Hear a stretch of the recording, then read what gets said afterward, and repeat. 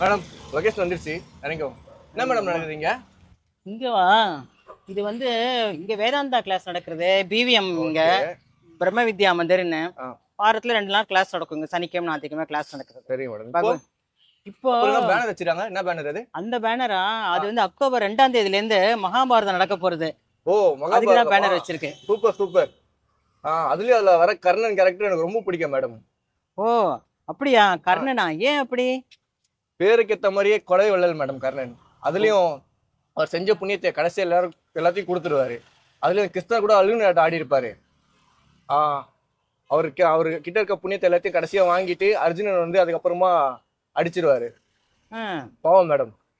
இதெல்லாம் சினிமால தான்ப்பா. இதெல்லாம் வந்து சுத்த ரீல்பா. இது இப்படி எல்லாம் ஒன்றும் நடக்கவே இல்லை. கர்ணன் செத்தது அர்ஜுனனோட அஞ்சலீகம் அப்படின்ற ஒரு அம்பால தான் அவன் செத்தான். இதெல்லாம் சினிமாக்காக இவங்க ஏதோ எடுக்கிறாங்கப்பா. சமுதாயத்துல நம்மள மாதிரி எல்லாமே பிரிக்கிறதுக்காக தான் இந்த பண்ண சதி திட்டம் இதுவே. மெய்யாலுமேவா? ஆமா. அக்டோபர் 2ஆம் தேதியிலேருந்து இங்கே தான் நான் வியாழக்கிழமை சாயங்காலம் 7 மணிலேருந்து 8:30 மணி வரைக்கும் மகாபாரதம் கிளாஸ் நடக்க போகிறது. கண்டிப்பா வாயேன், நீ வாயேன். வரலாமா மேடம்? ஏன் நீ என்ன, யார் வேணா வரலாம்ப்பா. அப்படியா? சரி மேடம். வியாழக்கிழமை ஒரு நாள் நீ வந்து ஒரு 1 hour தியாகம் பண்ணிட்டு இங்க வா.